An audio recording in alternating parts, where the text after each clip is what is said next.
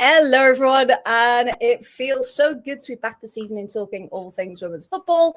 And welcome back, everyone, to a new week. Everyone in the chat, I mean, Sean was there first. Why are we waiting? Because you know you love us, and we always appear eventually. We'll just have a little chat behind the scenes about what tonight was going to look like. So we do apologise for being a few minutes late. But Matt's saying, the women's football podcast start on time. Team Chaos, we don't do that here. There's no other women's football podcast. Matt, what are you talking about? Punctuality, she don't even go here. Exactly, but even to Graham, even to Dusky, hello. Yeah, Graham taking responsibility there, but it's not at all. Graham did send me another match report, which was fantastic. So we will be using some of Graham's knowledge and insights later on when we do talk about Charlton. Freya has new background. She's in Rosie's loft. Well, not Rosie's loft, but a different loft. So we got back from holiday at 2:30 this morning. Got back here, so I'm currently near Portsmouth. At my wife's parents' house at about 5:30 this morning. So I'm just going to do a blanket apology for anything that comes out of my mouth in the next an hour and a half, because I'm running on about 2 hours of sleep. So I've done my research. I've tried to catch up while I've been away. But of course, I've got two lovely people joining me this evening who will keep me on the right track. Although that doesn't sound right, does it? That doesn't sound right at all. What am I talking about? Chloe, Paul, how are you both? Doing all right? Yeah, I'm good. Sure. Sorry. Me keep you on track. Are you sure? I know. I'm still reeling from that. We've got Chloe who's just here from the vibes and here for the vibes, and you've got me who rants at the drop of a hat. So. And that's why coming together, we are the chaotic force of Team Chaos. Now, let's go. So what I thought we could do, quick news roundup, a couple of things that have been announced this week. In the news, of course, where else? Then we'll talk about the WSL. Again, we've each picked a game each that we're going to talk about in detail, and then go over some key points from the others. And then we'll talk about the WSL2, the championship, of course, best league in the world, because we've got some drama from there. And I've got a bit of a rant about the WSL2 YouTube channel as well.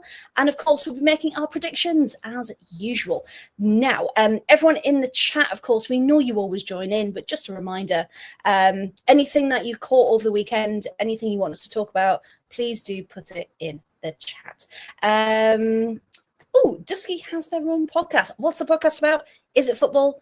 Is it something else? Let us know, Dusky. But great that you can join us live. Is it about Twilight? Think about That'd be a very niche podcast in 2025. What makes you think podcast? Because of the username. Dusky's Twilight Podcast. Job done. Very good. As in dusk, right? I'm with you. I was thinking, does it? Are you still on Greek time? You're 2 hours behind. Is that what it is? I was going to say, 2 hours ahead. Now, 20 to 9, 20 to 11, yeah, I'd be asleep. That's that's why this is happening. And just as another side note, I haven't shaved all my hair off, but about a week and a half of being in the sun, I just, no, my hair is not in a good state, as Chloe can attest to. In life. So let's have a look. Matt, I'm going to start that for later when we talk about Everton. Don't you? God. Little teaser for later. However, let's talk about a quick news roundup. Brucia Littlejohn signed for Crystal Palace this week. We knew she couldn't stay away. Was that something any of us were expecting? Because, of course, she left her previous Shamrock Rovers, wasn't it? A while ago now. That feels like forever ago. So we knew she probably wasn't done, but were we expecting Palace? Has anyone got any thoughts there? And how will she impact the team? I thought she'd stay in Ireland somewhere, to be honest. Like, I didn't think I mean, I don't know what I thought, to be honest, but I just thought she'd stay in Ireland somewhere and go to a team there. But yeah, shocked. Not mad about it though. Really not No. mad about it. Not at all. Not at all. Paul, any thoughts on that one? I think Palace have gone. We need experience, and we need a bit of veteran savvy on the bench, and the social media following won't hinder even as well. Yeah, no, I agree. Because you think of Rucha's experience with, the Irish national team, with all the teams that she's played for. You do need someone like that as part of the team, whether they are a starter, whether they're, a squad player. You need that, don't you? So yeah, I'm thrilled for them. I think it should be a really, really good fit. The next thing, Emma, time doesn't mean anything here. You know that. Isn't Emma the one who always points out when we're late? Yes. Tut. I will British tut at you, Emma, for just the 11 minutes there, Emma, which is 7 minutes on average more than we're usually late. Just saying. That's it. We have been officially live 7 minutes and 2 seconds. So there we go. So yes, Emma, thank you for joining us. We're just on the latest news. Just let you know. However, Chloe, I did want to ask you, Izzy Hobson has been recalled by Everton after initially agreeing a season-long loan at Nottingham Forest. Of course, only the same number of games as the WSL. So four games in. How do you feel about that one? Because they talked about the defensive cover, which is a bit strange. So yeah, as our resident Evertonian, how do you feel about that one? Oh, it doesn't sound good, bruv. Was that the match report? Nah, bruv. Yeah, it's not good, bruv. I'm worried. Like, I don't know. Defensive cover sounds quite concerning, doesn't it? Like, something happened, like something we don't know about. Very worried about Courtney's knee, but that's a different issue. Very worried about this defensive cover. What is defensive cover? What does that mean? Our Brian is about to lose his our privileges in a minute. He's just going to be known as Brian. If he doesn't start, even just Brian, full Brian. Full Brian. If he doesn't start explaining himself soon, I need someone to take one for the team though and do his press conference on Thursday morning to ask, because tomorrow morning, even because I'm working. He's going to lose his our privileges and he's going to be called Brian in a minute if he doesn't have any answers about Courtney's knee, because I was there. He said knee injury. I thought, oh, she landed funny in the London City game. It'll just be a little niggle. It'll just be a little this. It'll just be a slight thing. It won't be big. Q to Wednesday. I've started talking really fast now, haven't I? Q Wednesday. I've gone to Man City Everton game because, why not? I'm free. Might as well. Why is she in a full-on knee brace? Why is she in a massive Leah Williamson style knee brace? That is not a knee injury. Because, they could be overly cautious, couldn't they? And it could just be... She might be away at testicles and they want to be overcautious. But why have we not got any answers? If Brian doesn't know, he knows. He does. I mean, Brian does know it's okay to say we don't know, doesn't he? Like, he does know it's absolutely okay to say, I just don't know. I don't have any answers. And that's okay. But just saying she's out of a knee injury, like, that could mean anything. That could be as far as serious, that could be minor, that could be this, that, and the other. Like, Brian, you're walking on thin ice, mate, because you are about to lose. Can we, Sam? Can we make now a montage of Chloe talking about Everton throughout the season? Just go like the ups and downs of a football fan, and just like from we're going to win the league, Profter. I'm worried. But no, I mean, in a nice way, I'm not mad about it because I do like Izzy Hobson. That goal against Arsenal will forever remain iconic. But it will indeed. That was incredible. So I do like her. I do think she's got a lot of potential. I'm very happy to see her back. I really hope she plays, but also it does kind of worry me a little bit. Also, signing Katie Startup as an emergency loan cover, but they're not stating for how long either. Like that could be from a week up to the whole season. Like what? How? And they've not said how long she signed for either. No, they've just said signed, haven't they? So again, people are being very, very careful with their words. So I mean, it could be cautious. It could be they know something they're not ready to share yet. And the nosy bitch inside me is like, can you just give me all the answers, please? Like, can I just know everything? Especially because it's someone who we need in our court. Like, I've had to change my whole fantasy team now because of this. Priorities are. You're the real victim here, to be honest. That's the real tragedy. Forget everyone else. Yeah, it's Cluebet's fantasy team that's suffering. I just think everyone should pray for me at this really difficult time. I didn't choose this life. This life chose me. Do you know what famous Tony Bellew quote saying that Everton, you don't choose Everton, Everton chooses you? That's me, and now I'm suffering massively because of it. Why? Oh, I just really want some answers about our court. Like, I'm so worried about that. Graham's got you covered. It's investigative journalism.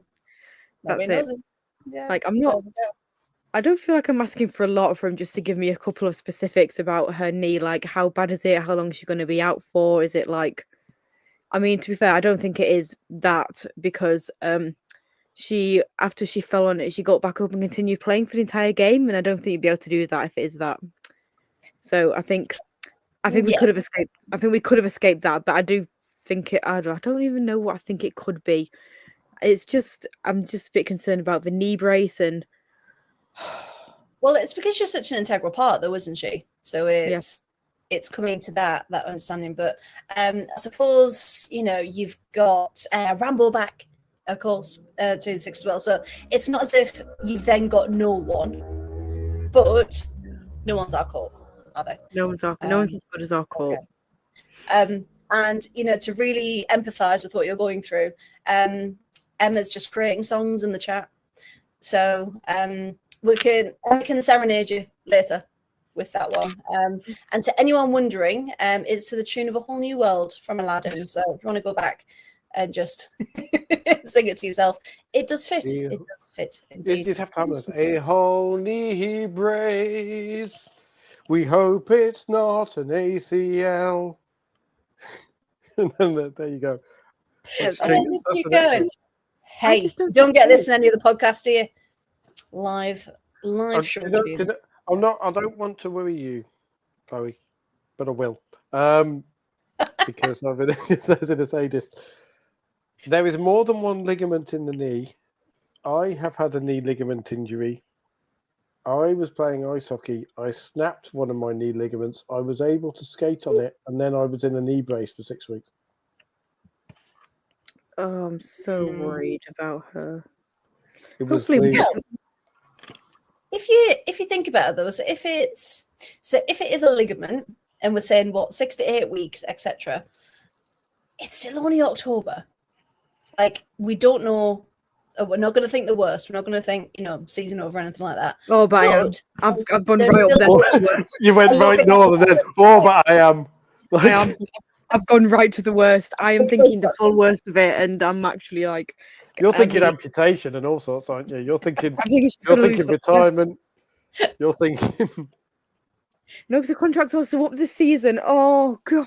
You're thinking retirement. You're thinking Brian Townsend being sacked from Mark Skinner. You're thinking Phil Neville as emergency coach. You're just.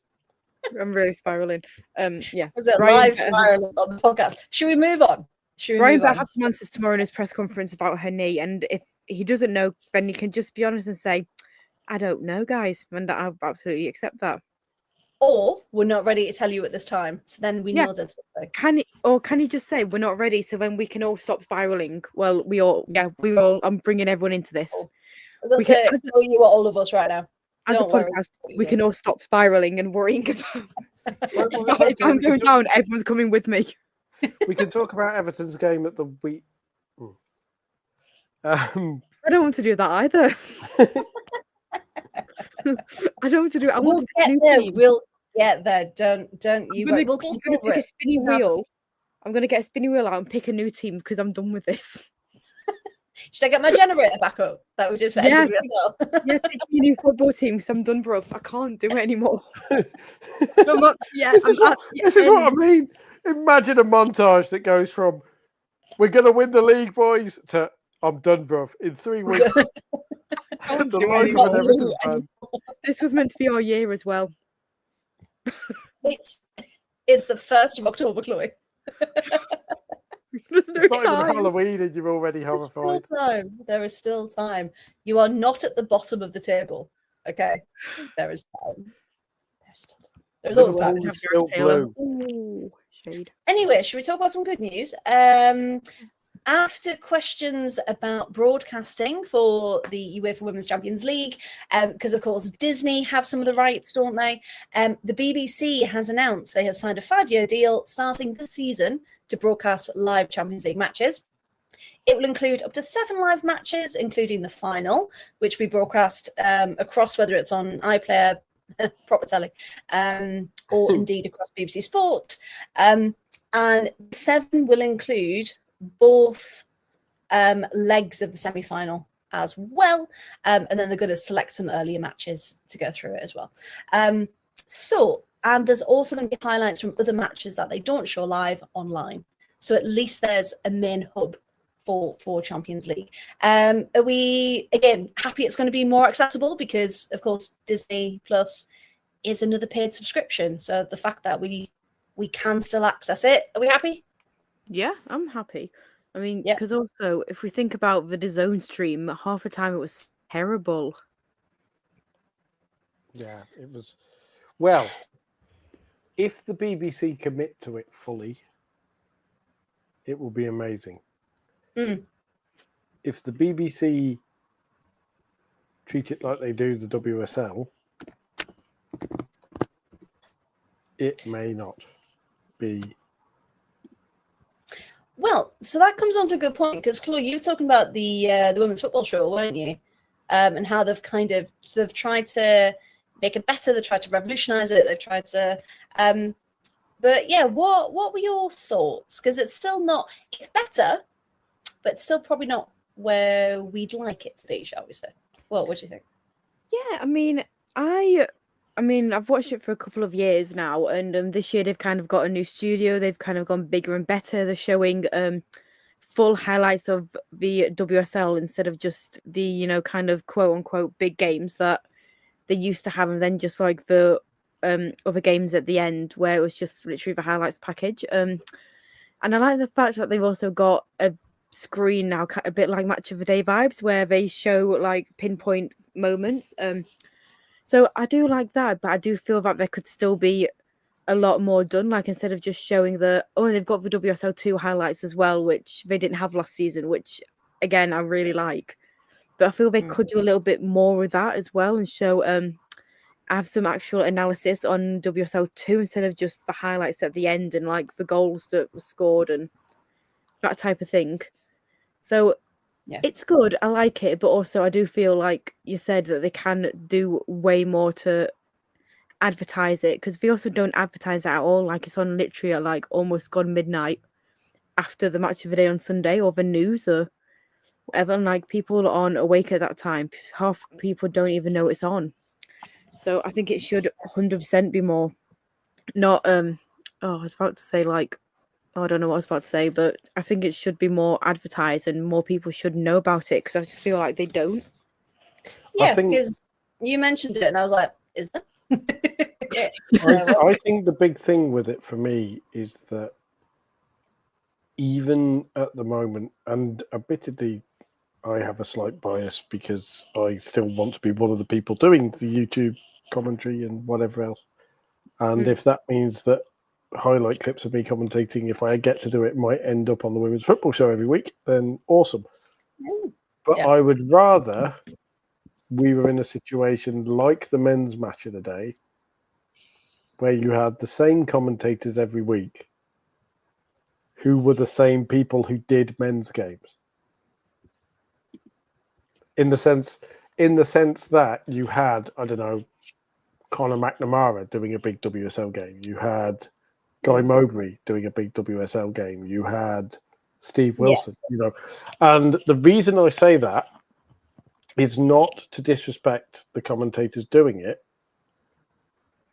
but I think that if you're in a position, like at the moment, the equivalent of the women's game is like there are basically two commentators on WSL coverage, aren't there? There were basically two commentators on England games. You know that if England are on the BBC at a tournament, it's going to be Robin Cowan doing it because,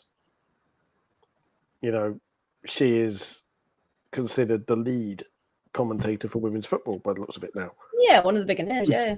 Which is great. So why not on the women's football show every week do they not have P. Meulenstein as well doing it? Why do they not have Vicky Sparks every week doing it? Why do they not have, sticking up for a friend? Why don't they have friend of the podcast Michael McCann on it every week? He's a well-respected voice. Yes. And well-liked by the fans doing it, who gets a regular job doing it. So those are the voices associated with women's football in the same way Seb Hutchinson is now on ITV, the England women's commentator. To the point where it sounds weird when you've got Sam Matterface on it, even though he's the lead. No, I agree. Yeah. Even though he's the lead commentator for the thing. So you've now got the things where, right, there are people whose specialism is women's football commentary and the big games, and they're the ones who are given the platform on the BBC and ITV. I was just about to say they're the ones we need to raise up and give them a big audience, and really reflect kind of their talent, and that's their specialism, like you say. So get them on the coverage. And Matt's put an interesting point there, saying it should be on earlier because at the minute, what's it like 11 o'clock? Like it's late. It's really late, like you were saying. So yeah, maybe before match of the day, because if you got school, if there are younger children watching, they're not going to stay up. They're going to have to watch it then on the Monday night, and you can't stay up. It's also a good lead-in on a Sunday night as well. If you're on a Sunday night and you get in on a Sunday night and you're a football fan and go, I want to see the Sunday games. Let's stick match of the day 2 on. You stick it on 10 minutes early, and you've got the end of the women's football show. You're like, oh, hello. Yeah, because if you're, a travelling fan for any club, but especially if you've been on a long away day, you probably miss all the other matches. So by the time you get in, it'd be nice to have a roundup there. And my rant later was going to be the timings of when everything's uploaded, because, we're Wednesday and there's still not highlights up. And you're like, well, how are people going to engage if it doesn't exist? Jack's in there as well. Sometimes it can be on earlier at like 9, but also it's sometimes not there. So there's no consistency. But again, that comes with, the streaming, who's got the rights, who's clipping it all up, who's in charge of that. Is and there also, this is something where I've got to be a bit careful because I now work for them. So this knowledge is coming from actually working on. But yes, the graphics that the BBC produce, right? Yes. With formations and everything. The software that produces that is amazing because it's linked to Opta. Oh, okay. It's they're not custom graphics in the sense that you have to reproduce them on Photoshop every week. They're linked to Opta, and they have graphics, and you can say, right, the team plays 4-2-1-2 or whatever, and then it saves each team. Oh, that's cool. So, for example, tonight I was in BBC, the CWR beforehand. Sky Blues are playing Millwall. So for the social media graphics for it, you get the team sheet, and because the people working on it do it every single week, or are Sky Blues fans, or are coming from the commentators who are Sky Blues fans as well, they'll go through and go, right, here's the team. I reckon that there's one change, so I reckon they've changed formation. Latibodier's out, and Mason Clark is back in, so they've changed formation. There's one less at the back and one more in midfield. And I can do that as well. Why can they not with women's football? Because there's been a lot of complaints about how even the graphics on the BBC coverage look bloody ridiculous because they had I think for the Arsenal game it had Katie Reid up front or something equally. Yeah, they were in number order rather than actual position. So that was so confusing. Everyone just kind of went, sorry. Even like the casual fan knows that doesn't look right. If they're in number order and it's like Leah Williamson is up front or in goal is a number 13, but the number 13 is actually a right back or something, you sit there and go, no. And this is what I mean. This is why it's bits of little care like that. Why can you not have people working on the women's games?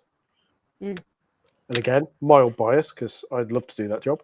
But why can you not have people working in the women's games whose job is, or who are fans of women's football, and who, given a Chelsea team sheet with changes, can go, oh, that's interesting. Mikey Hamano's in for Guro Wright, and that means that Hamano might be playing as a pair up front, or she might be playing.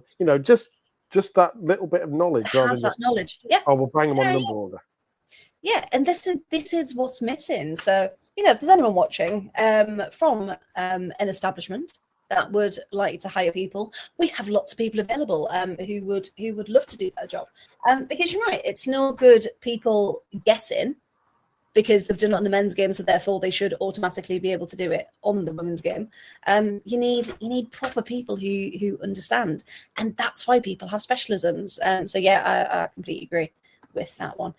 So hopefully, more coverage, more rights means more opportunities for these people to come through. But yeah, it can only get better because it is getting better. You just make a fair point. just going. Half time, Chelsea fans can't tell what the formation is either. Hey, do we all remember that Villa match where we just played wingers and there's no one else on the field? I would counter that just by saying a Chelsea fan probably has more hope of getting the formation right than someone who is in there and is just told, well, here's so and so, and just puts it on there because you'll know what tendencies are for Sonia Bompastor to play players. You'll know Ritten Canreed is probably going to be played on the wing. She might play as a wing back or as a winger, but she's probably going to be on the right side. That's or left side. That's the kind of thing. Yeah, kind of the general shape of where they're going to be. But I was just looking up as well, just before I forget. Sean said earlier about Disney showing Champions League games. So Disney have got, and I just looked up when this was announced. So this was announced back in May. And it said Disney Plus will broadcast the Women's Champions League from next season after securing the rights for 5 years, so it's another 5-year deal. I saw earlier today Leanne Sanderson's going to be one of the commentators on it, one of the part of the Bundetry team at least, as we've seen her for DAZN.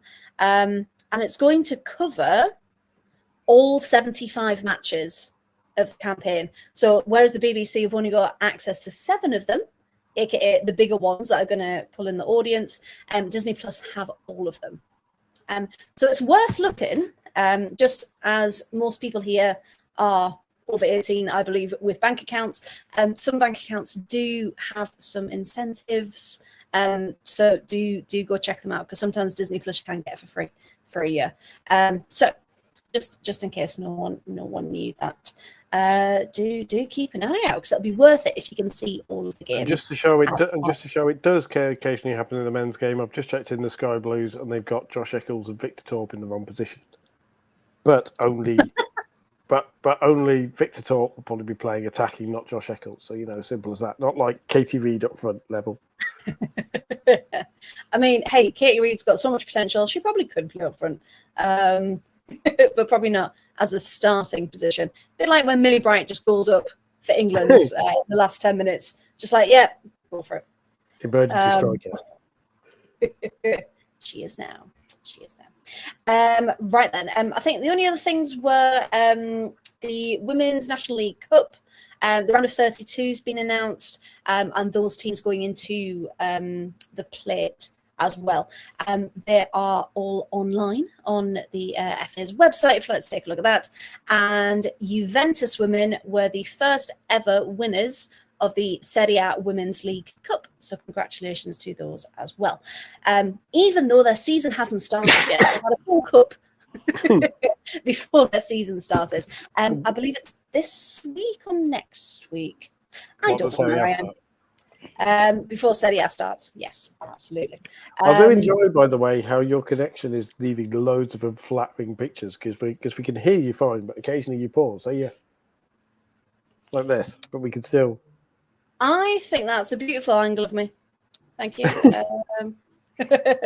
Yeah, I'm well, as you can see, I'm in the loft, so I'm quite far away from the router. So yeah, if I do go at any point, just let me know. I can turn the camera off. And as long as you can still hear me, that's all good. Right then. So let's talk about the WSL, shall we?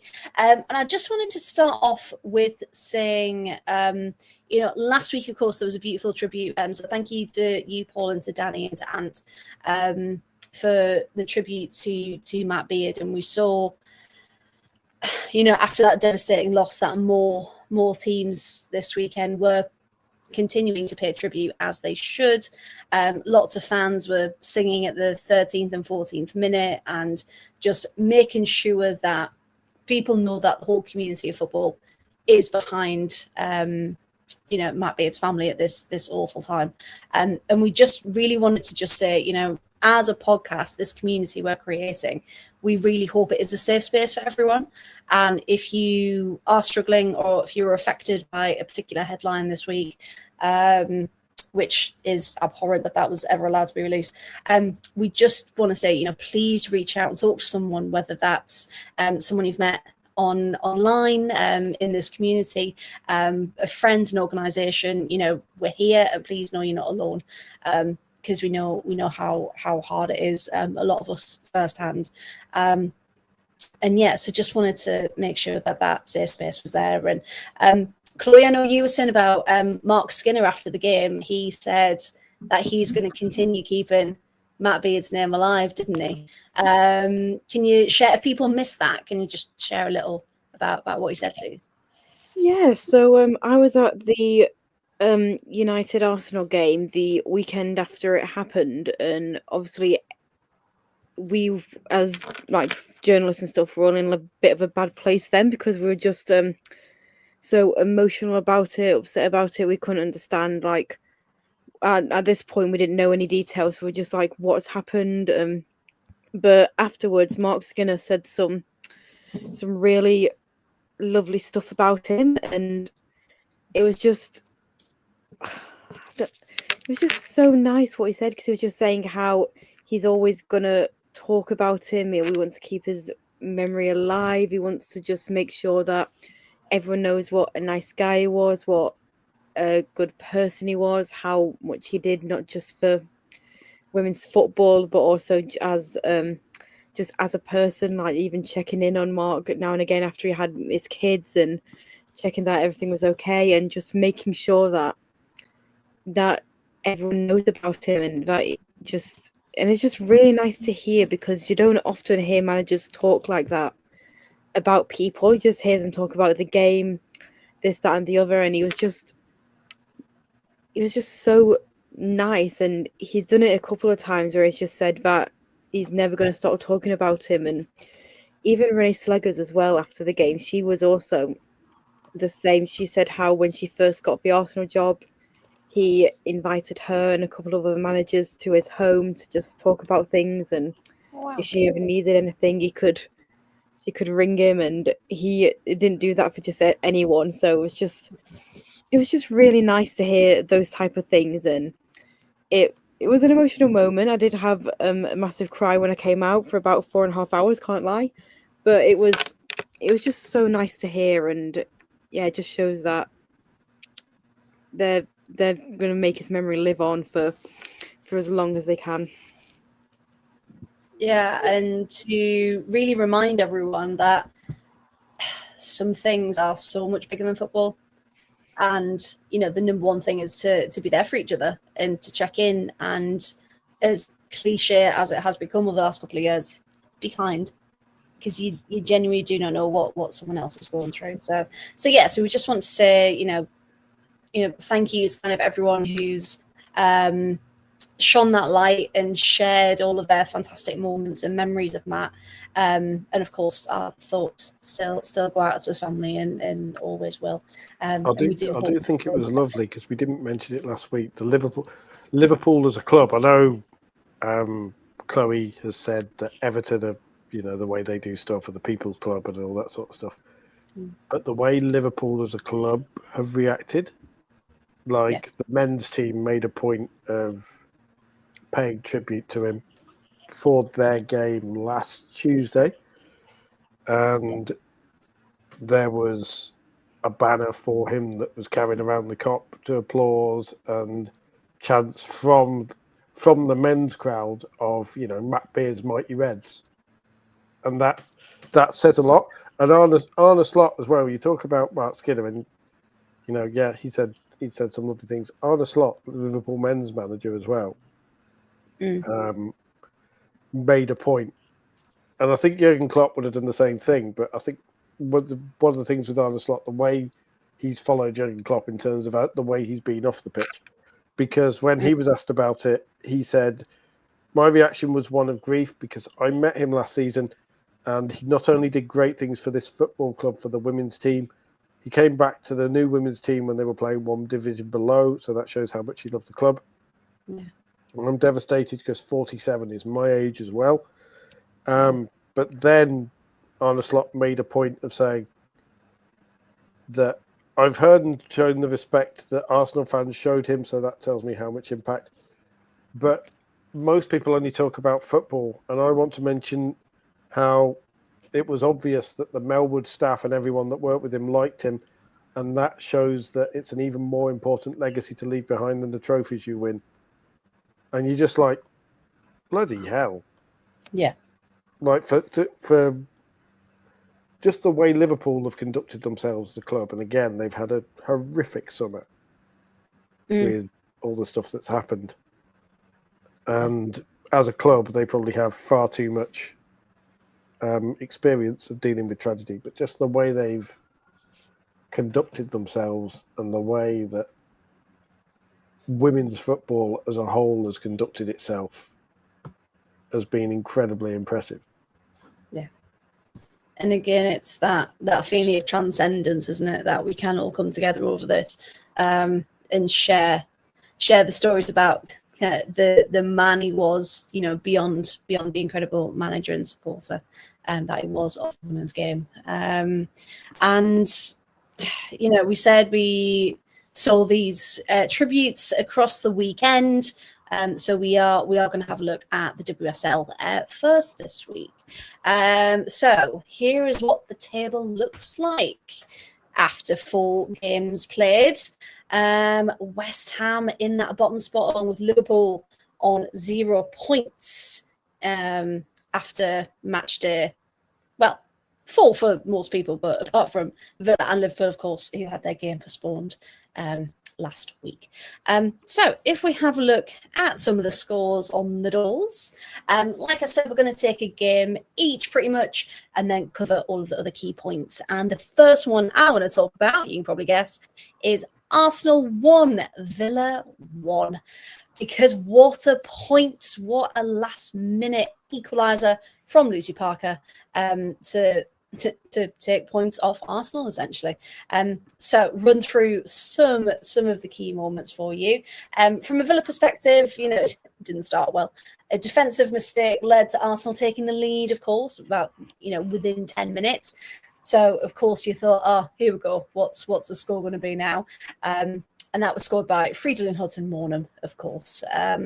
But yeah, D'Angelo, very impressed with how confident she's looking back in goal after coming back from her concussion. Lynn Wilms, I've said it since the transfer window, is just incredible. And her set pieces have been so close to being perfect. So as soon as those start going in, she's going to be an unstoppable force. And One free kick did come incredibly close to equalising soon after, but it went just wide. And she had a similar free kick in the second half, which had to be tipped over by Daphne van Domselaar as well. Monum nearly made it 2 just for half time from Katie McCabe's curling free kick. But the Norwegian miscued it. And again, it was inches wide. And it just felt like nothing was going to go in. I think Arsenal, if we've got any Arsenal fans in the chat tonight, please do get involved.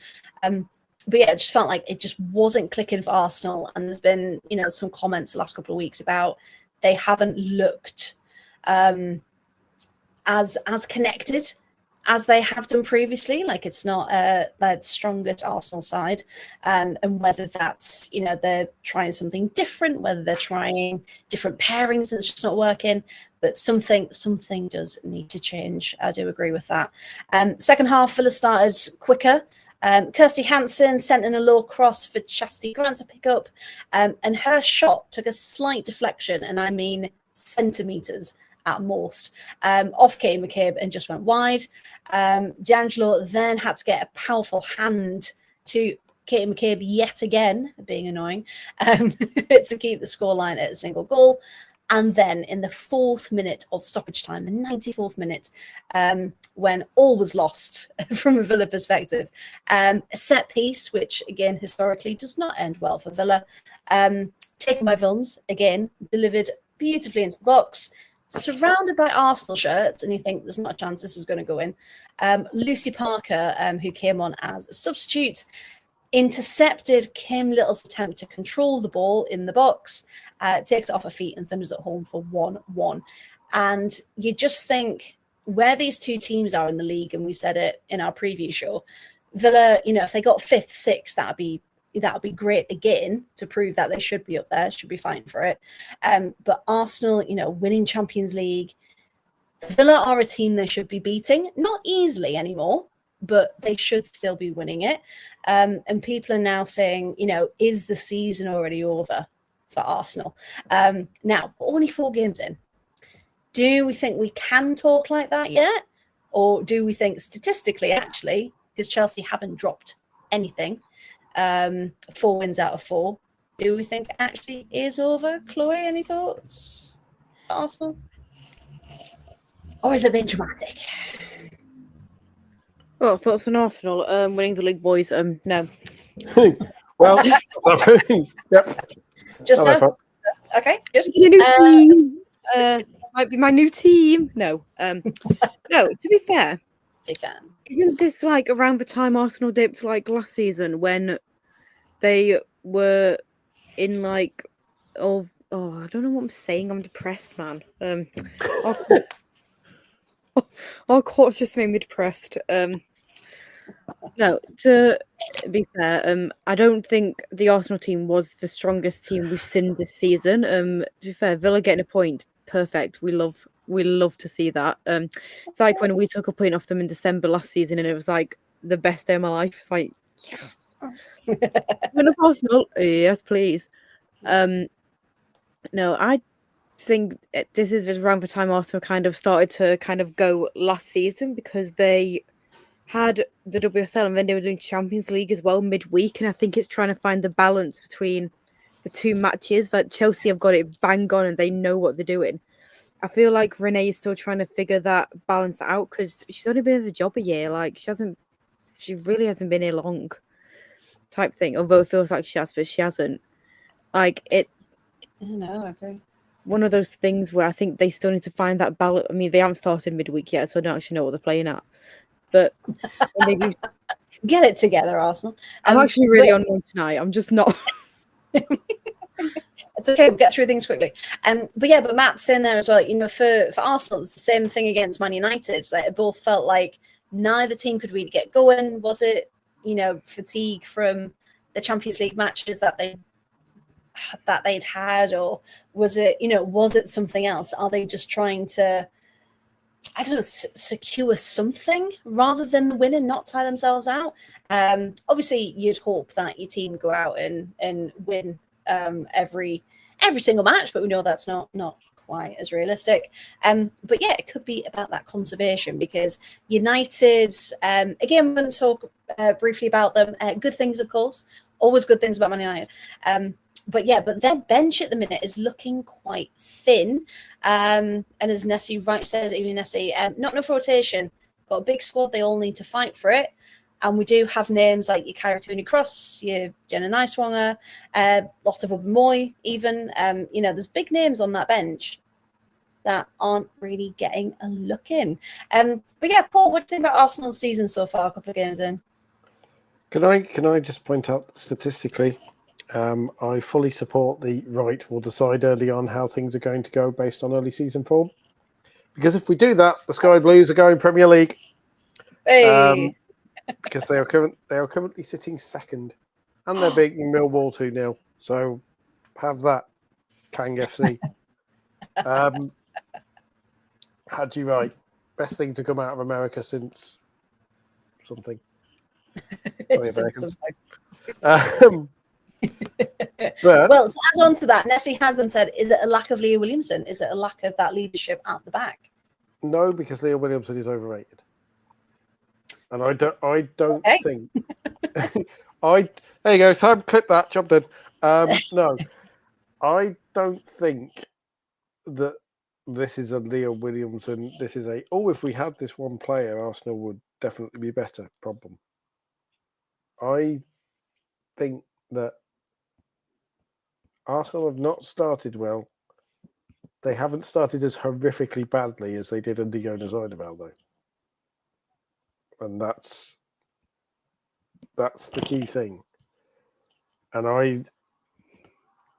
I wouldn't be worried if I was an Arsenal fan, to be honest. I would be because like you say, because of all the players who are just kind of sitting around the edge of it, who haven't really been given a look in. I think that I don't think we can say Chelsea have won the league. I think they are certainly looking very, very ominous already. But like you say, it is October, not April. It is. Still October. If we're still sat here by Christmas, that's when you start going. There's 10 games now, and now it's Chelsea's to lose already. Yes, I mean, I don't think Man United are going to keep it up because Man United were not impressive against Arsenal at all. And if Arsenal had played at the level Arsenal can play, that would have been 3 points to the away side comfortably. It's Man United have benefited largely from, whilst they have played well, they have benefited from a relatively easy start to the season, and we said that the first game they would really be tested against was Arsenal. And neither team turned up. And then we got the 0-0 draw. So again, it's still not a true test, is it? Because that game just didn't go well at all with that 0-0 draw. So yeah, I mean, for the people saying the league's over, I mean, maybe we don't know, but it is still October, and I don't think we should read that much into it yet, even though we know Arcloy loves to catastrophize. But as Graham's saying, the league's already beginning to split in sections. Yeah, I mean, looking at it, you've got your 12, 10, 9, 8, but then you've got your 3s, your 2s, and your 0s. So yeah, it's a bit of a mess. Because we know the disparity between the teams when they're brought in. Now, just saying there, people always go on that Chelsea need to be stopped, but none of the other teams have been capable / have not invested in stopping them. Yeah, if you want to win, then you need to put the money in, and that comes from the club. We always say that, don't we?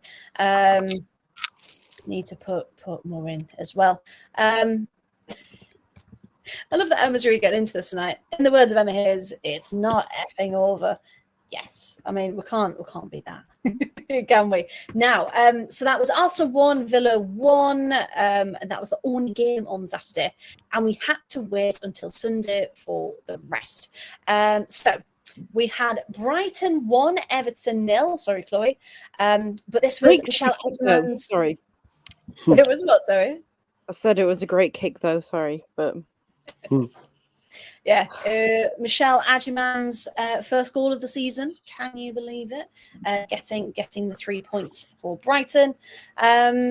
Now we're going to talk about. Let's have a look. Yeah, just a couple of things from the others because Chloe, I know you were there for the Man City game versus London City Lionesses. It ended 4-1. They looked pretty comfortable, Man City, in that one. 2 penalties given, of course. Can you sum up some key moments there for us, please, from that one? I absolutely can do that. I was there. I was with my new friend. I've got a friend, believe it or not. I've spent the last 3 weeks with her, and she's probably sick of me now. But no, it was. To be fair, I quite enjoyed the game. Vivian Miedema's got a ponytail now. She's no longer bun Viv. She's ponytail Viv.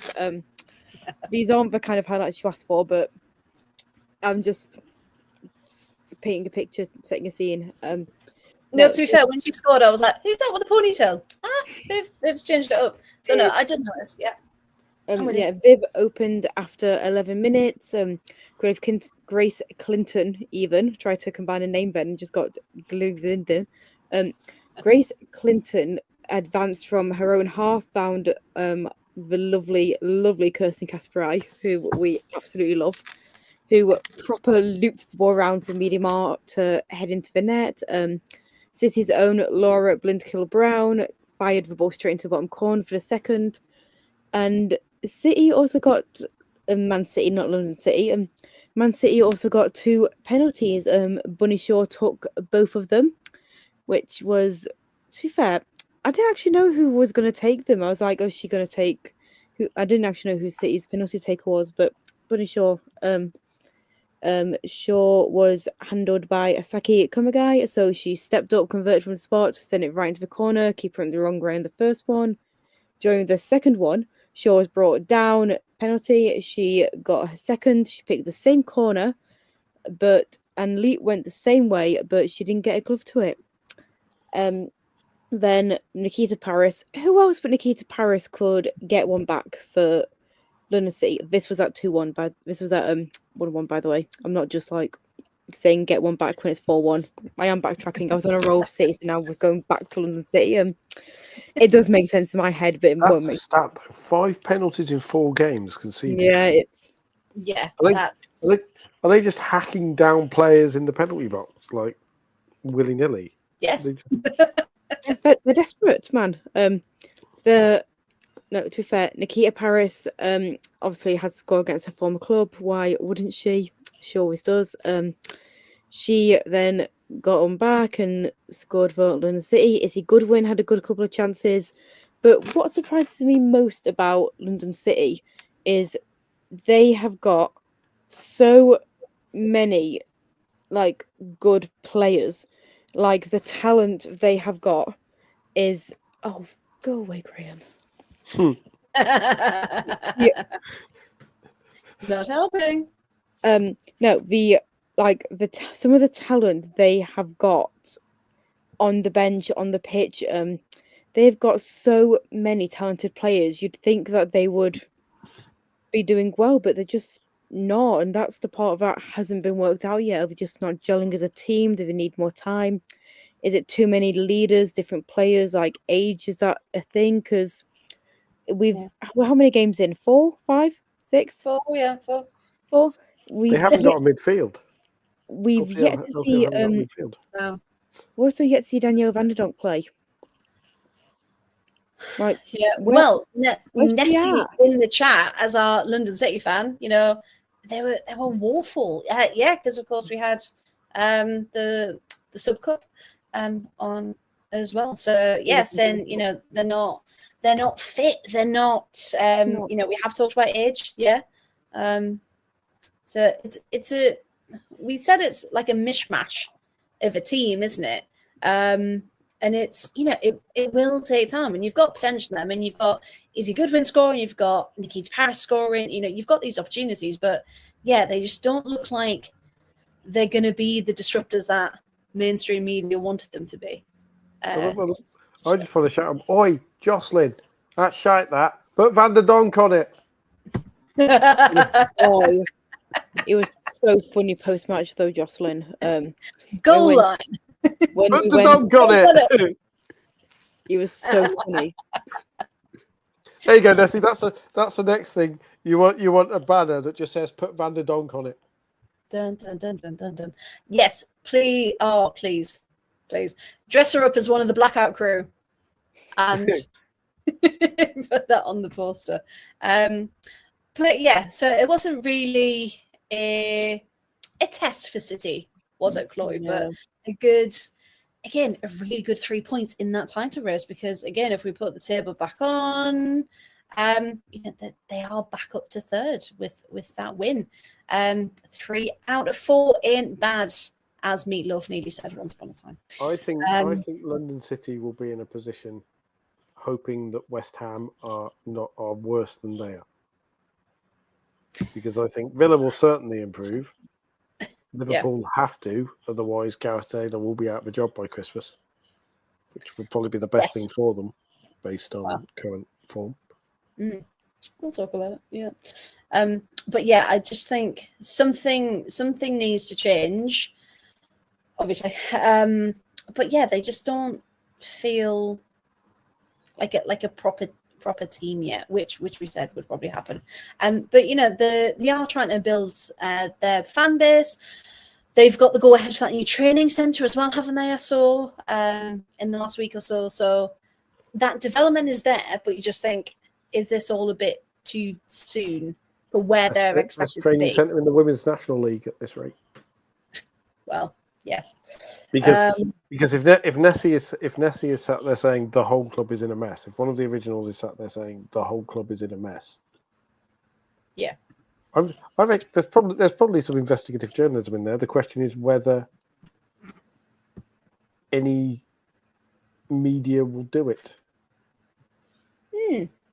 We will. and I think that there is a distinct possibility that our favourite journalists and the excellent journalists that they are will not do it, because it will be suggested that it will not be in their best interest to do it because of the amount of money being thrown around. Yeah, and we'll just leave that there for everyone to take part and read along. But yeah, you can see the way it's going, and we all kind of said, do it the proper way. We know women's football isn't creating as much money as the men's game. We know that, but there's a way to do it properly, and there's a spirit of the game that you want to embody. So, yeah, hey Nessie, we'll crowdfund you. you need people that care about the club in charge. Can you crowdfund 45 million quid, which is probably what sort of money we're talking? I would imagine, because lots of people give a pound. Because Kang's committed to that, isn't it? 35-40 million pound training complex or something. Yeah, ridiculous. Something like that. Or you could build a flipping stadium for them. Yeah, that too. But yeah, so hey, watch this space. We're bringing you all the latest updates as they come out. So yes, that was Man City 4, London City 1. Again, a team that's not looking as promising, and especially giving away so many penalties, as we just said. They need to tighten up, don't they? They need to sharpen up for this league. No.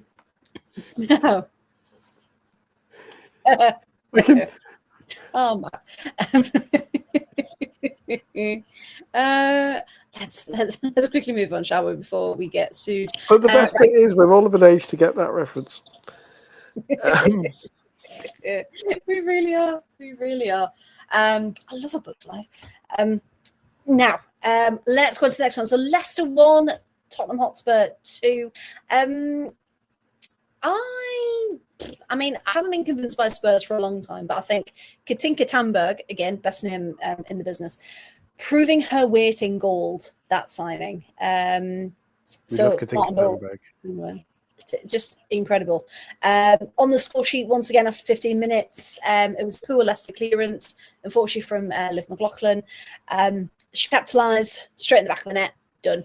6 minutes later, if anyone does get a chance to watch this beautiful chip from Olivia Holt, please do.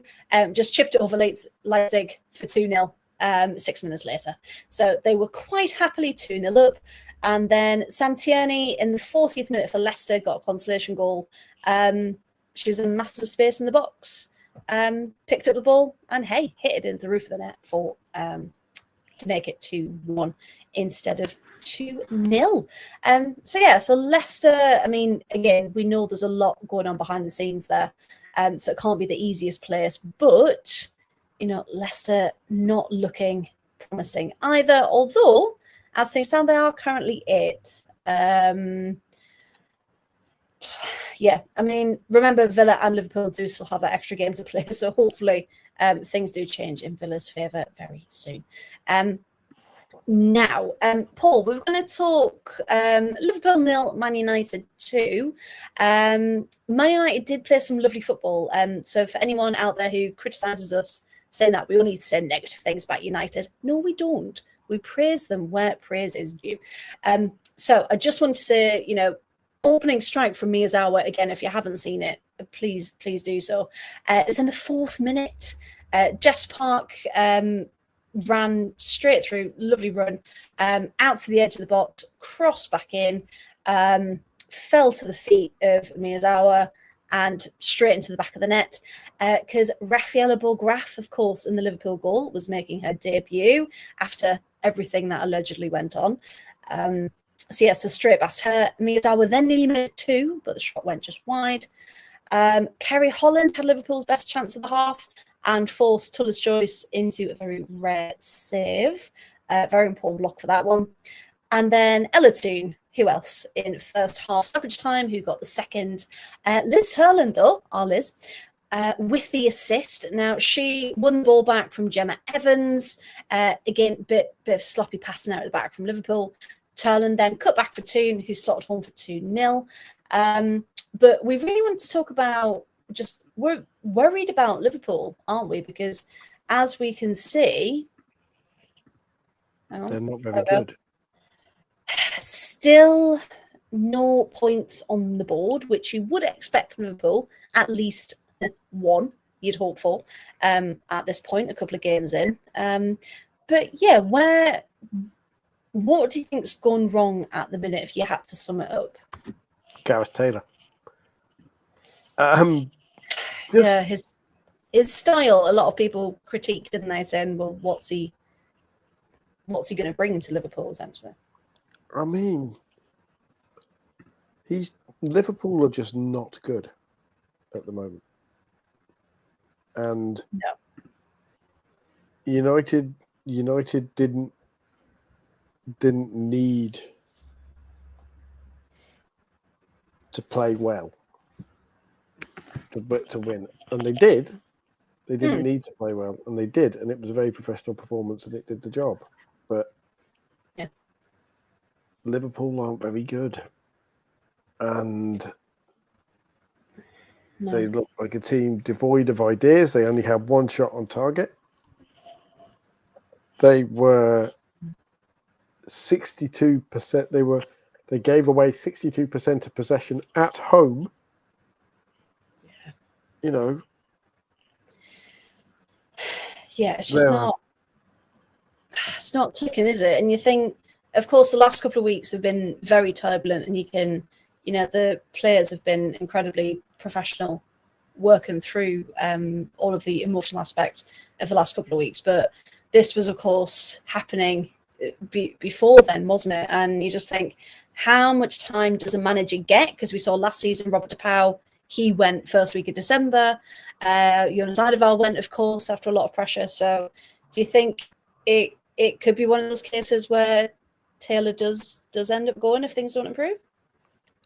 I think he has to, for the sake of Liverpool's season. I don't know why. I don't know why they would have not appointed Amber Whiteley. Well, yeah, Very, very strange. Said it, didn't we? Yeah, why not make her the permanent head coach? Yeah, of course, still in the coaching staff, but how big a role that she is now playing compared to what she was.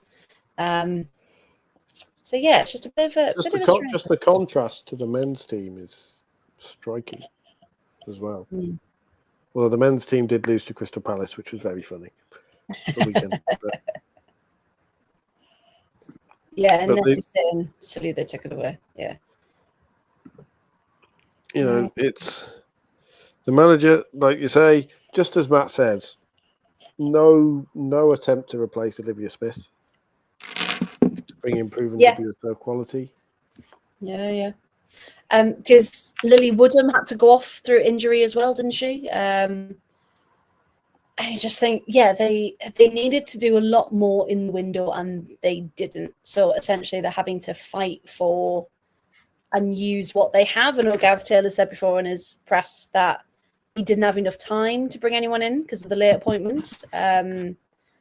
But yeah, it's just... Do you not remember that year when Gareth Taylor was in charge and Man City lost all the big names and he didn't do anything to replace them?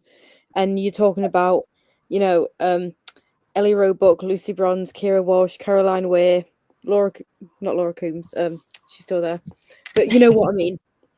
George Stanway, Stanway, Stanway. That's what I meant. All those big names, and he didn't do anything to replace them.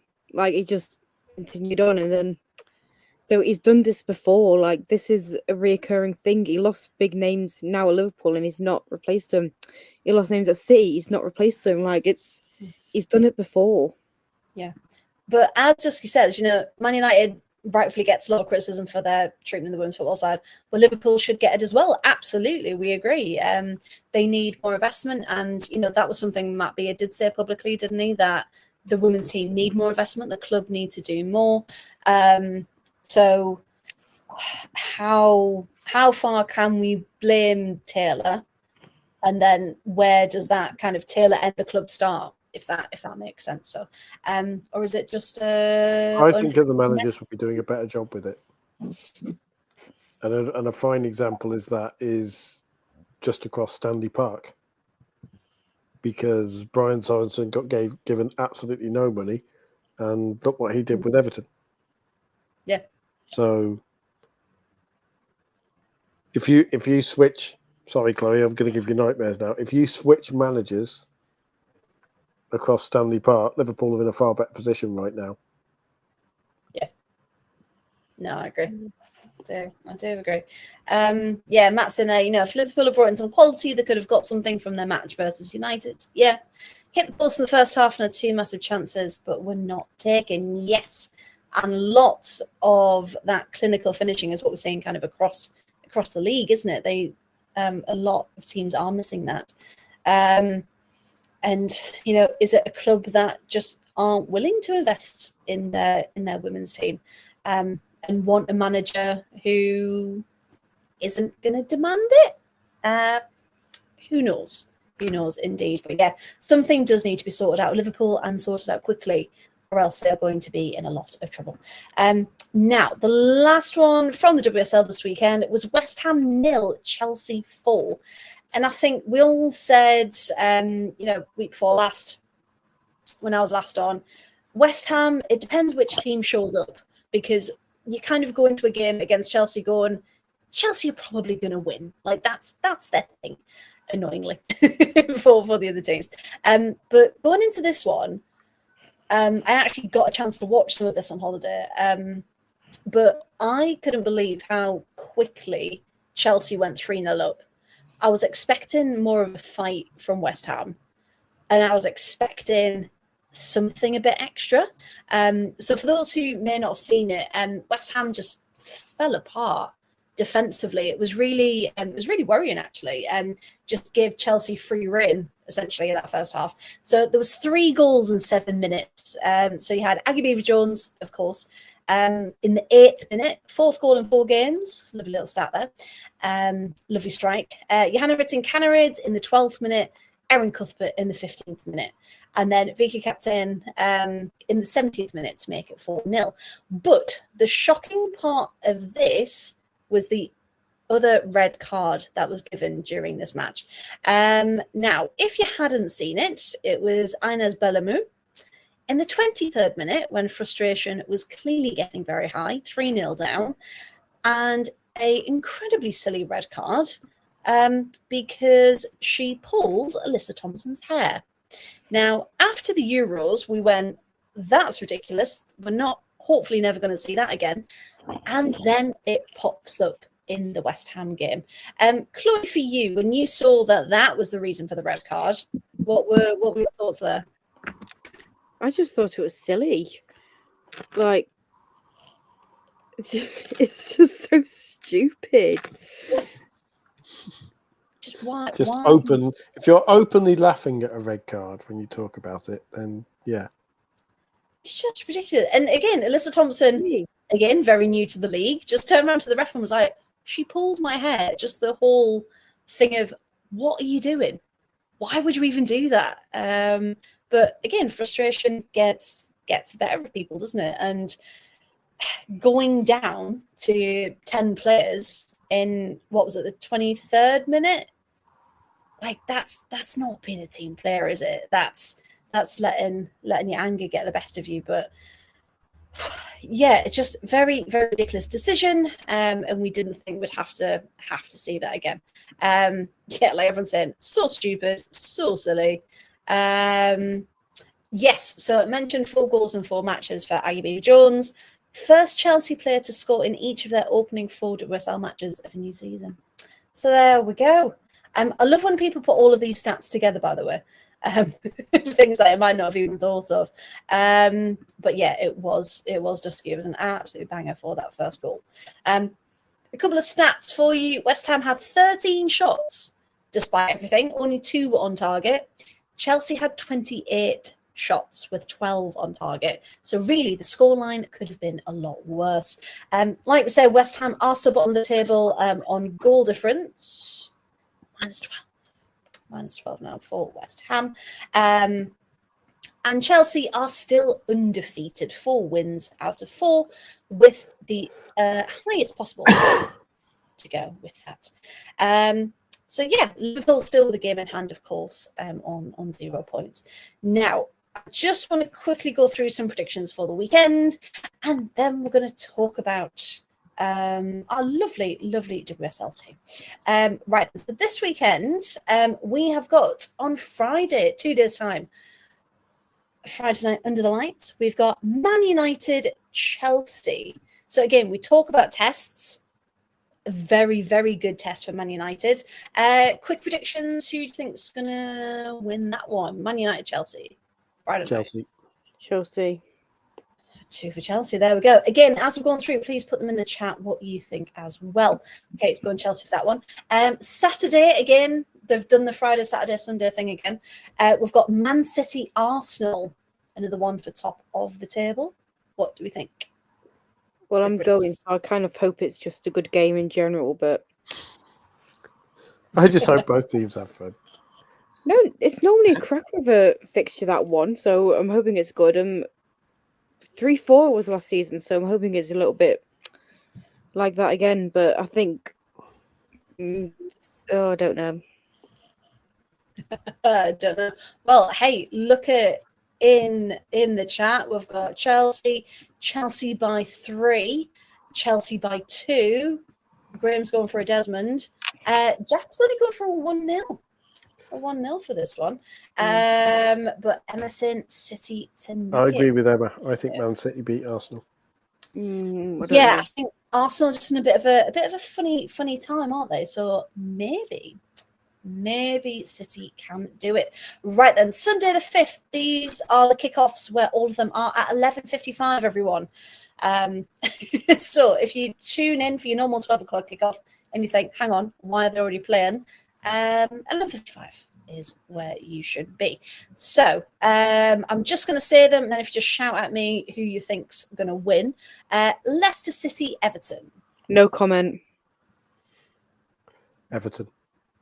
Everton, yeah, I do think Everton can do that. London City, Liverpool. Now that's going to be a big test. London How City. crap it go? Watch it be like 10-10. 37-36 to Liverpool. Yeah, I'm going to go Liverpool for that one. Liverpool.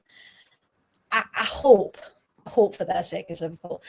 Spurs, Brighton. Spurs. Ooh, okay. And last one of the weekend, West Ham, Villa. Villa. I hope so. I really, really do. I love how Emma just skipped everyone else and said Villa. We've got an Everton win. Liverpool by 5. I don't know why you think that, Grim. Draw, Brighton. Let's have a look what Matt said. 2-0 to Chelsea, 3-1 to City. Everton 2-1 Leicester. Yeah, I can see that. Oh, London City 2-0 Liverpool. Interesting. Right, I think if Liverpool lose to LCL, there will be the beginnings of panic in the red half of. Yes, I can. Yeah, I think that will set alarm bells definitely ringing. Absolutely. Now then, let's go on to best league in the world. And again, we're going to cover the key bits from across the weekend. Now, this was my rant from earlier, my public service announcement. The YouTube channel needs to sort themselves out.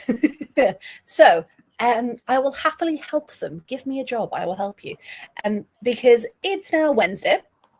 And like I said, I got back early this morning. So today's been kind of my research day, getting all my notes together, things like that. And for some games, there are still no highlights. And it's Wednesday. And this wasn't even like 9 o'clock Wednesday morning. This was like 6 o'clock tonight. And there was still nothing there. And how do you expect, and I know I said this at the top of the show, so for people that have joined us since, how do you expect people to keep up to date when the playlists aren't up to date, the clubs aren't up to date, and you've got things that are a mix? So on YouTube, it's usually in order, isn't it, of when they were uploaded. You've got things that were uploaded 2 days ago, 1 day ago, 9 days ago. Like there just needs to be more consistency, like we talked about earlier with the broadcasting. So we actually had 2 Saturday night games under the lights. And Chloe, you're going to talk us through this one because Bristol City 1, Forest 2. Massive result for Forest. But there was also a little red card in this one. There was a little red card. Sophie Ingle was shown a straight red after unsporting conduct. Like, interesting, straight red. I was going to say, what was the unsporting conduct for those who didn't see it? I've actually got no idea. I couldn't find any highlights. I'm going off match report here. I'm going off 5s in a match report because highlights don't exist in the world of WSL2. Oh, they don't. It's really awful. So I'm literally going off match reports. Stuff from people who were there I found on the internet and a dream. And a hope and a prayer to go with it. Okay, so I tell you what, you keep talking and I'm going to see if I can find what behaviour it was. Thanks. So Bristol City started on a front foot and they almost took the lead after just 3 minutes in when Emily Syme found Maria Fugger in the space, but it hit the post.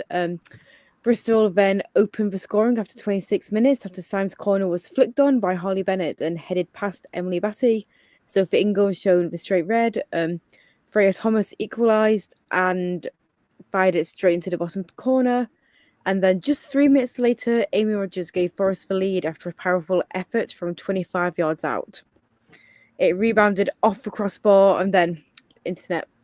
It was quite... From what I've seen, it was quite, from what I can read, 25 yards out, you can just imagine it, can't you? You can just imagine the proper little ping and rocket. But no, yeah, I do think we do need kind of more highlights packages in WSL2. So anyone who likes to make them, go for it, because why can we not? It's like Freya said before, why can we not find anything? We generally can't. So I found Women's Football Magazine. Thank you very much to those. City went down to 10 players by the break with Sophie Ingle dismissed for a foul on Deanne Rose. So there we go. So it's a foul. I also read something else that was apparent unsporting behaviour, and it's like, okay, well, was it or wasn't it? Let's get the facts right. If someone posted highlights, we could see. Exactly indeed. But yeah, so 2-1, a massive points for Forest. And we did have some graphics like we normally do, but they're not working, unfortunately. So just have to listen to the sound of my lovely voice as I talk you through the WSL2. So let's get this up. La, la, la, la, la. There we go. Right. So that was Nottingham Forest 2, Bristol City 1, as we said, which was massive. But then we had the other game on Saturday was Sheffield United 1, Birmingham City 2. Now, that should have been a game that Birmingham should have won very easily. But they nearly had to share, so it was a lucky escape. Paul, did you manage to see any of this one? I did see a bit of it, and it's not an enjoyable game to watch. But Lucy Quinn penalty. The first half was, well, it happened. The second half, there was, again, mostly it happened, but yes, there were actual goals because Lucy Quinn got a penalty for Birmingham City, which was a Stonewall penalty. Just, they outshot Sheffield United 20-5 to Birmingham. So it was one of those things where you look at it and go, it wasn't for want of trying that Birmingham City only scored 2 goals, and the goal I think was coming, to say the least. It's just a shame that it was a penalty, so to speak. Yeah. And then, but they didn't just kick on and finish it. They should have finished Sheffield United off, and they didn't. Joy Ralph equalised in the 86th minute, and everybody went, really? This wasn't meant to happen. This wasn't meant to happen. And then Lily Crosthwaite did coming through for Birmingham City in the 91st minute, which was on the balance of play justified, but let's just say if Birmingham City had not won that, there would have been a very angry coach back down. The M1 would have been turning the air blue, and not because of the colour of the shirt.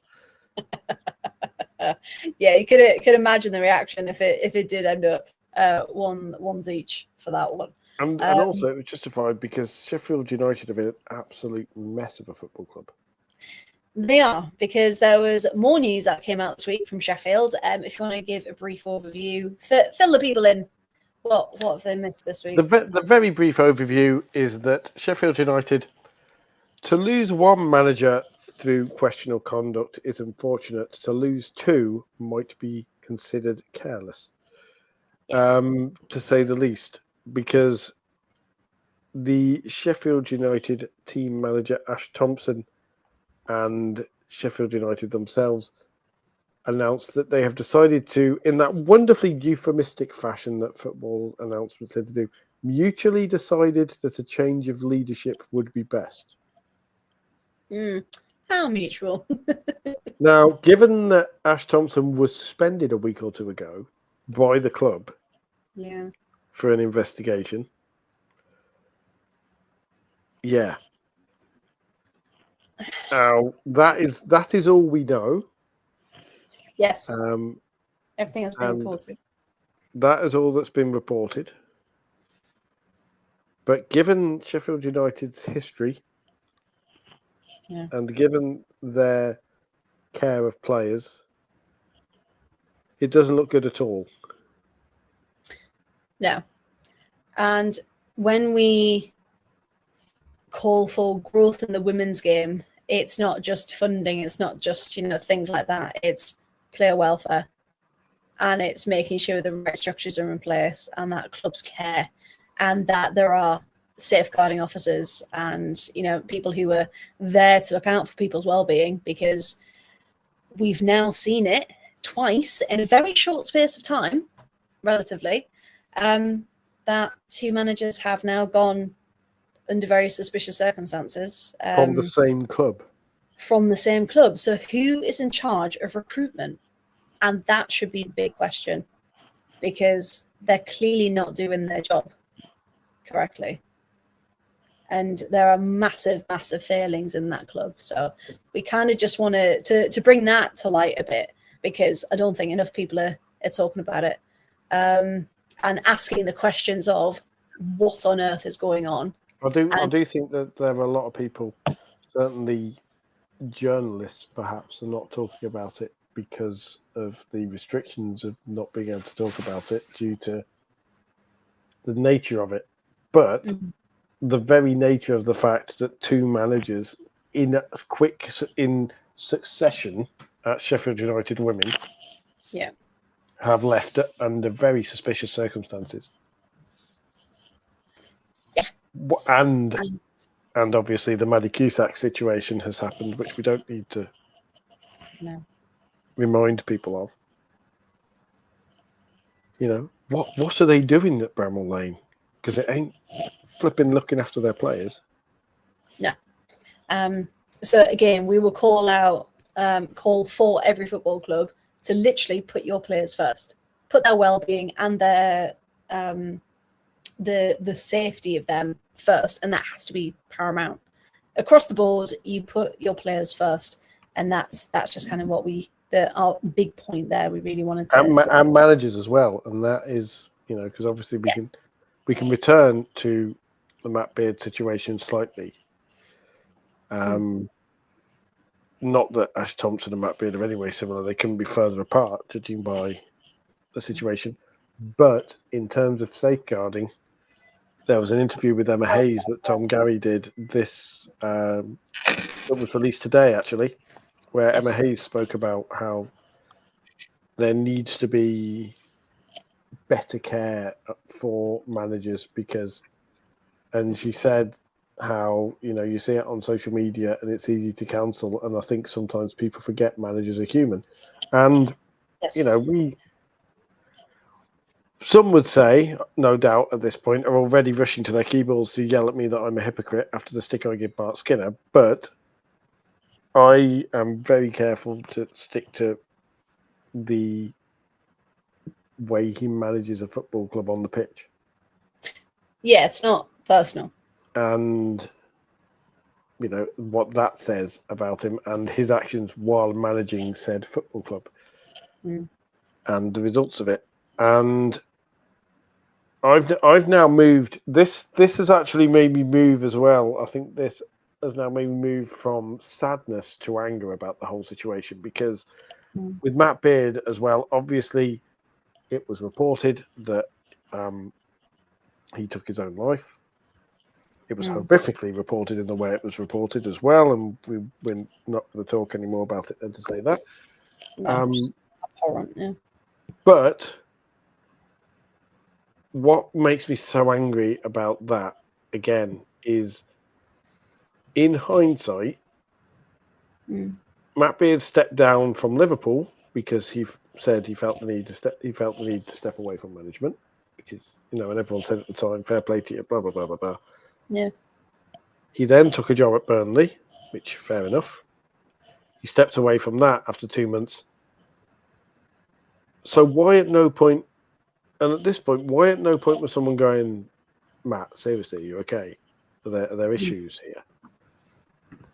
Yeah. Sit down and actually talk about them. Yeah. And it would appear nobody did. And once again, we're sat here just as we were with Maddie Cusack, and just as we'll probably be again, to be honest, because I don't see women's football changing, saying, "Oh, it's so tragic. Just talk to people. Why didn't they talk to people?" It's like, well, you need, like you've said, you need to put the structures in place. And welfare of United stuff is another evidence of that failing. Yeah, and that's the thing. The system is failing people, and has done for many years, and that's why we need to keep talking about how we can improve it, how we can build it, how we can change it, because it's not fit for purpose at the minute, and we don't want to have to go through any more tragedy in the sport because people aren't being taken care of. So Sheffield, again, another club that do seem, for all we can tell, do seem to be failing its players in that. So yes, let's put a pin in that until more things are hopefully released, and then we can, of course, bring you those details as well. Right then, so in other places in the WSL2, the Sunday games then. So the first one, again, we'll talk about some key points. Durham won, Crystal Palace won. Very surprised by that one. Now, again, talking about consistency with the highlights, the Sunderland game had nearly a 10-minute highlight reel. Durham's was 2 minutes 50. And that included introductions of both teams and formations and whatnot. So that kind of tells you everything. So the stats only show part of the game, we know that. But the shot difference was insane. So Durham had 6 shots full on target. So again, not bad, 2/3 on target ratio there.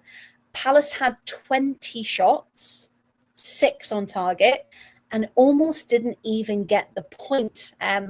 So we also talk about Maiden Castle being quite hard for away teams to go to, and still incredibly hard, proving that. All the action was in the second half, though. So again, like Paul, you were saying earlier, first half happened. And then the second half. So Jamie Lee Napier had the ball in the back of the net for Palace, but it was offside. But then Beth Heppel doing what she does best, 79th minute. So that's the first goal of the game, 79th minute for Durham. But then Molly May Sharp steps up for Palace. She was able to run away down the left flank, cross straight into the box. Elise Hughes was left completely unmarked in the box, so a mistake on Durham's part there, and just tapped home for the equaliser. And you think that was a well-won point for Palace, considering they probably should have won that. But Durham, being Durham, and their tenacious attitudes, held on enough for that point. We've then got Southampton 1, Sunderland 1. Again, annoyingly only a point from a Sunderland perspective, because they did, the first half especially was Sunderland's. Did take a while for both teams to get into their rhythm, but Katie Watson, again, if you haven't seen it, please do go back. 19th minute, was a lovely strike. She ran, again, down the wings. Lots of teams get enjoyed down the wings. Fantastic run, went through about 3 Saints defenders. I think 2 of them bashed into each other at one point, and ended up with the ball in the back of the net. 1-0, lovely. Grace Maloney, I will say, has been incredible in goal since Sunderland signed her.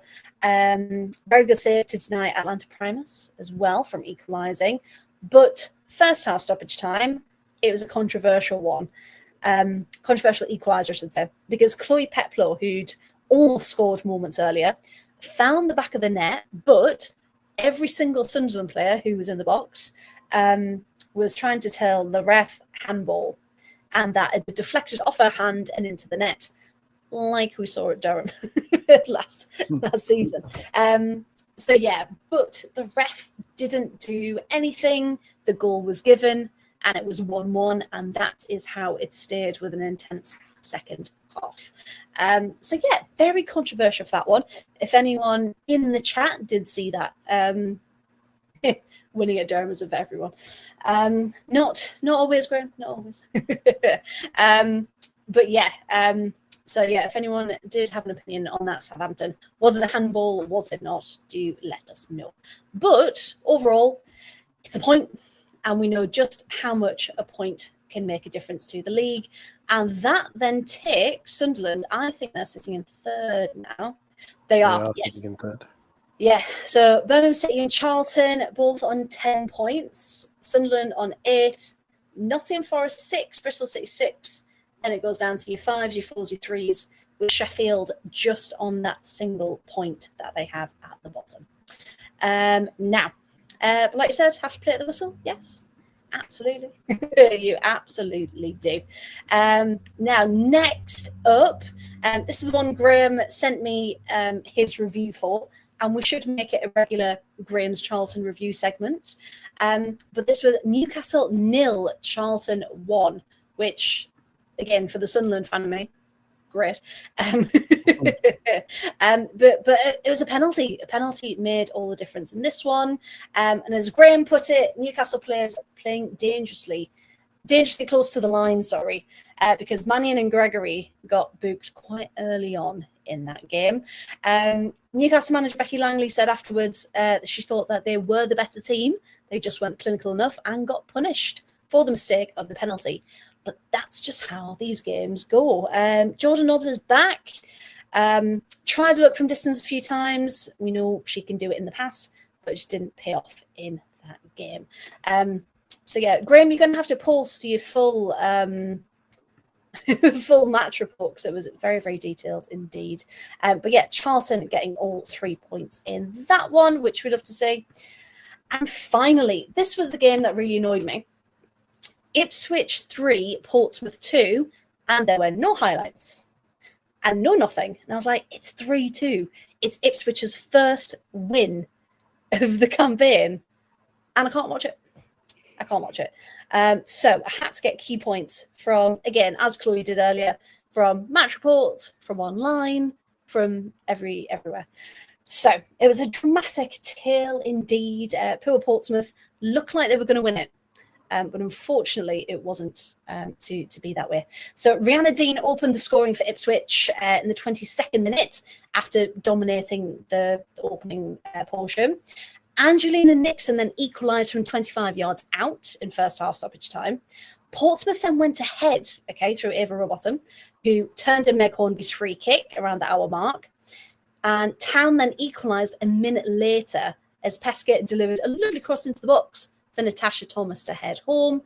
And then in the 81st minute, the Hawks then took the lead later on because Portsmouth Isabel Collins brought down Pescott in the box. And again, it was a penalty that made all the difference. And it was Paige Peake who stepped up to seal their first ever WSL2 win.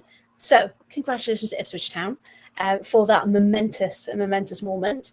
And attendance, 1,236, which I thought was very, very good indeed for Town.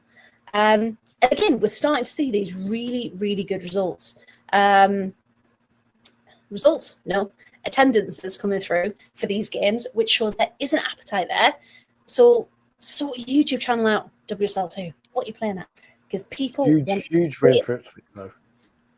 Huge win for Ipswich. Yes, absolutely massive. Because again, looking now, so Ipswich in 10th with 4 points, Portsmouth on 3 points just underneath them. But again, Sheffield have already got that 1 point. So even though it's their first win, we're still only 4 games in. So, and we know just how tight this league can be. And literally every point does count. So a huge win. And Portsmouth, again, will be looking to say, how did we let that one go? As they were gonna win. And like Graham says, great attendance given they play at Colchester. Yeah, absolutely. So it's quite far away from their men's stadium. So yeah, massive win. So just wanted to really shout that out. I will say there's this weird thing that the Ipswich team seem to do in particular, where they put all their middle names. All right. So like proper full name them? They properly, but not all of them, but some of them. Like for example, it was Paige Laura Peake who scored the winning penalty. Oh. Who was centre back next to Summer Hope Hughes, and also Sophie Jessica Peskett. Oh. And Leah Grace Pardy Mitchell, which is a mouthful and a half. Wow. But not all of them, and it's just very weird. Although apparently Beth is now Bethenroe. It's now Bethenroe. It's her full name. So they are full naming people. Full name. And she plays centre mid, and apparently, according to Ipswich, she plays centre midfield, not right wing back, which will no doubt surprise anybody who wants to play for Charlton. I was going to say a bit of a difference as well. But yeah, just massive for them. And you might have seen Graham already put in the chat, second versus third on Sunday. Yes, let's do some quick predictions before we let everyone go. So all matches this week in the WSL2 are on Sunday. So none of this, what's on Friday, Saturday, etc. Just Sunday, one place. The early kickoff goes to Sheffield versus Ipswich at 1 o'clock. So what do we think there? Because that's going to be a big one in terms of, well, relegation deciding essentially with the two teams at the near the bottom there. So yes, what do we think? So Sheffield, Ipswich. Both going for Ipswich. Yeah, I think they just might get it. Matt going for Ipswich there as well. Again, in the chat, do put your predictions in as well. Okay, and the rest are 2 o'clock starts, which is quite nice. There might even be a multi-view if they're on YouTube. That'd be quite nice. So the next one, again, shout out. Birmingham City versus Southampton. What do you think? Brom. Yeah, Birmingham. I think they're going to be on a revenge tour against Southampton this weekend. So yeah, definitely watch out for that one. For Birmingham, I think I agree. Bristol City, Durham. Bristol City, Durham. What do we think? Durham. I'm going to go Durham.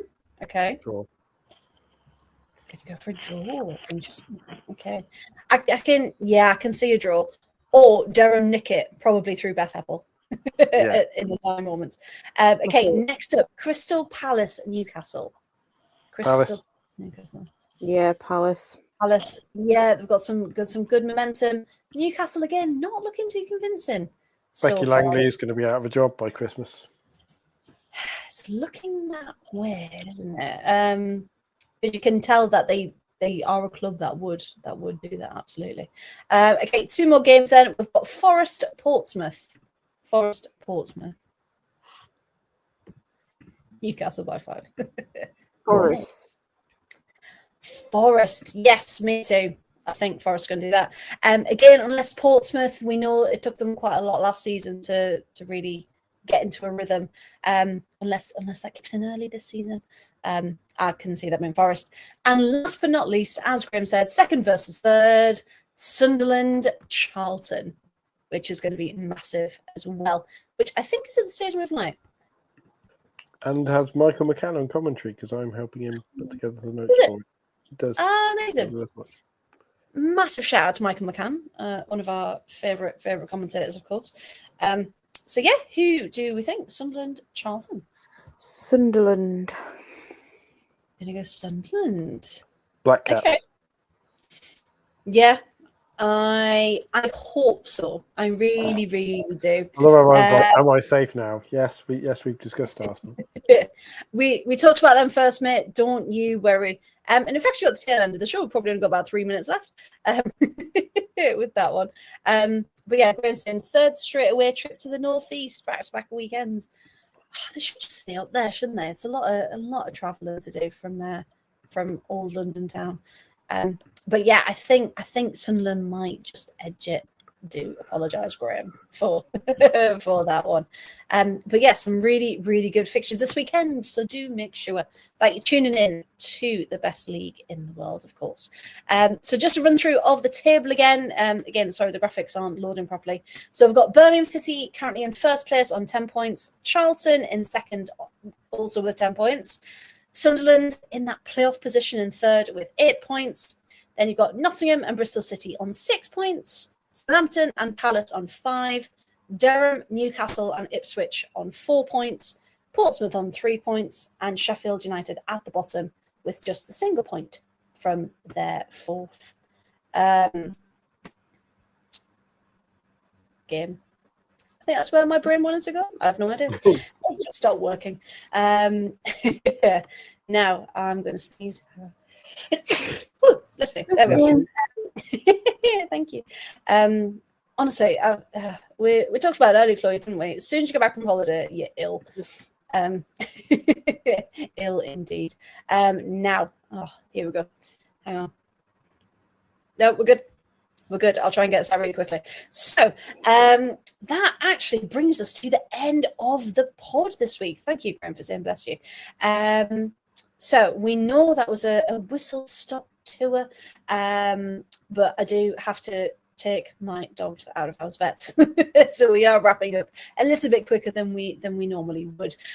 So yes, but if you did enjoy tonight, or you want to see any of our other shows, because we've got some incredible content coming out during the week. We've got the non-league show on a Monday, the Premier League show on a Tuesday, us lovely folk on a Wednesday talking about women's football, and the lower league show, award nominated show, of course, on Thursday as well.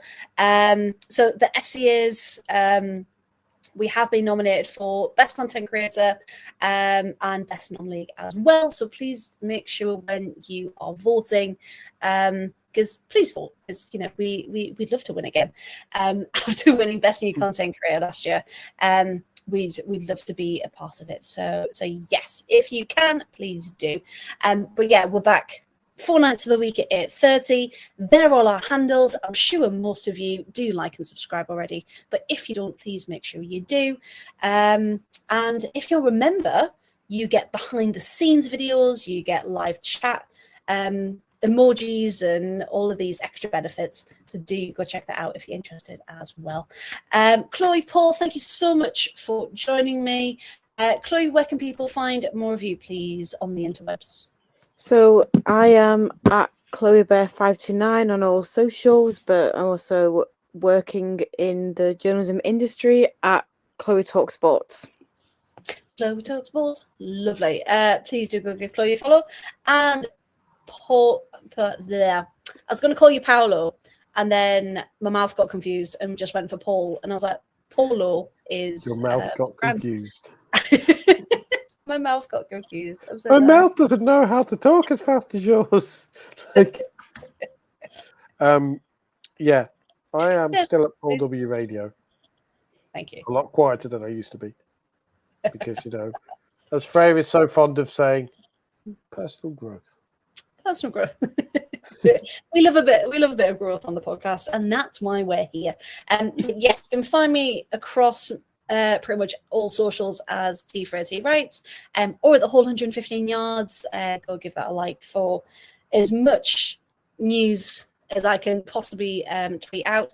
And also, for those who didn't know, I've been in Cyprus for the last 10 days, and I was looking into Cypriot women's football and their leagues over there, and kind of how it's different, bringing some more knowledge. So there will be a podcast about that at some point. So keep your eyes out for that one.